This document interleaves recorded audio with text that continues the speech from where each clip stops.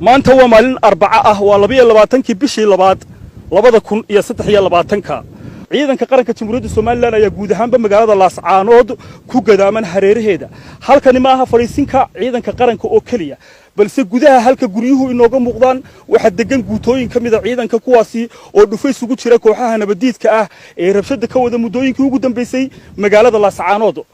waxaynu booqan doonaa fariisimo kale oo ku yaala magaalada gudaheeda oo aynu ka soo warbixin doono maanta magaaladu waa ammaan wax mushkilad iyo dhibaato ah oo ka jirta ma jirta haba yaraatee ciidamada qaranku sidoo kale waxa ay ku gadaaman yihiin guud ahaanba xaafadaha magaalada dhanka bari waqooyi iyo galbeed warbaahinta qaranku waxa ay gabi ahaanba soo martay fariisimada ciidanka magaalada kooxaha nabadiidka ahi waxa ay sababeen in bulshadu ka barakacdo waxa uu ka warramayaa cidda ay kula dagaalameen magaalada aad baan soo dhaweynayaa boqolkiiba boqol halkan waxa la yiraahdaa seylada geela ama se koonfurta xirada magaranaysa buurta sayidka aad iyo aad baad maasantiin halkan wuxuu yiri timacada wuxuu yiri hashaan geedaweyno libaax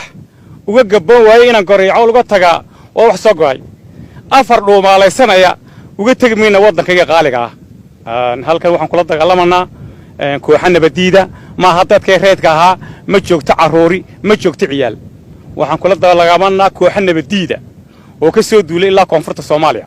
geesta kale waxay ciidamada qaranku ilaalinayaan aqaladii laga guuray kuwaasi oo intooda badan ay hor yaalaan gawaadhidii bulshadu sida gaarka u lahayd waxaana ay ciidanka qaranku u qaybiyeen ciidamo ilaaliya baabuurtaasi